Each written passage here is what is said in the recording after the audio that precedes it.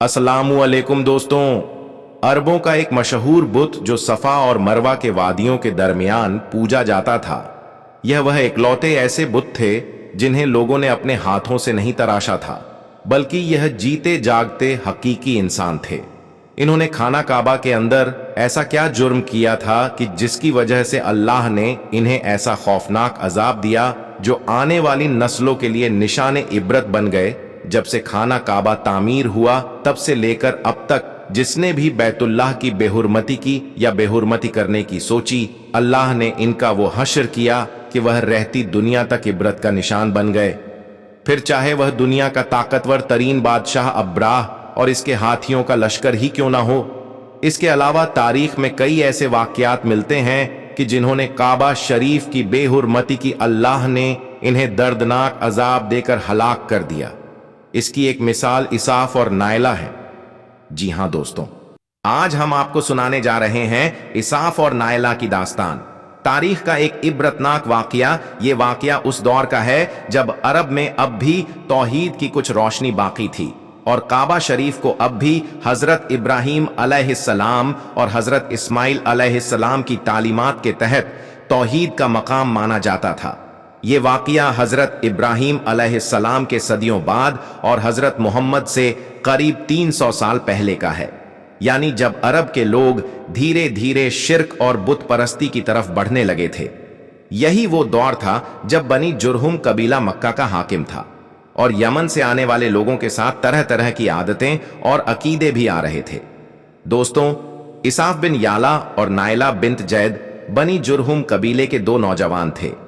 Naila Yemen से ताल्लुक रखती थी और अपनी खूबसूरती, बेहयाई और बगावती रवैये की वजह से मशहूर थी। यह खूबसूरत महिला बानी जुरहम जनजाति में अपनी सुंदरता का प्रदर्शन करती थी। वह अश्लील कपड़े पहनकर अपने घर से बाहर निकलती थी और जनजाति के युवक उसका पीछा करते थे। हर कोई चाहता था कि उसका यूएसएसी रिश्ता हो। इसाफ एक रईस और असरदार शख्स था। दोनों में आशना हो गई और ये आशना एक हराम रिश्ते में बदल गई। एक साल जब हज का मौसम आया, दोनों हाजियों के काफिले के साथ मक्का आए। एक रोज जब काबा में लोग बहुत कम थे, शैतान ने उनके दिलों में वसवसे डाले और उन्होंने खुद अल्लाह के घर के अंदर गुनाह यानी जिना किया। ऐसा गुनाह जो पहले कभी नहीं हुआ था। अल्लाह का गजब उन पर उसी वक्त उतर आया। दोनों को वहीं पर पत्थर में तब्दील कर दिया गया। जब लोग काबा शरीफ में दाखिल हुए तो देखा कि दोनों नग्न हालत में पत्थर बने खड़े हैं। सब समझ गए कि किस गुनाह की वजह से अल्लाह ने ये सजा दी है। कुछ लोग उन्हें इबरत की निशानी समझकर सफा और मरवा की पहाड़ियों पर ले गए। इसाफ सफा पर, नायला मरवा पर। शुरू में जब लोग सफा मरवा की सैर करते तो उन्हें जूते मारते थे ताकि आने वाली नस्लें सबक लें, लेकिन वक्त के साथ ये सबक अकीदत में बदल गया। लोग उन्हें छूने लगे, फिर उन्हें इश्क की निशानी मान लिया गया, यहां तक कि उन्हें मोहब्बत के देवता और देवी कहा जाने लगा। इस गुनाह और उसकी सजा को लोग भूल गए और इन दोनों की यादगार को बुत बना दिया गया। इसी वाकये को कई सालों बाद जब अम्र बिन लुहै खजाई नाम के एक शख्स ने अरब में बाकायदा बुत परस्ती शुरू की तो उसने इसाफ और नायला के बुतों को बाकी बुतों के साथ रखवा दिया। यहीं से अरब में शिर्क और मूर्ति पूजा का बाकायदा दौर शुरू हुआ। लेकिन फिर सदियों बाद मोहम्मद की नबूवत का सूरज उगा और आपने तौहीद का पैगाम दिया।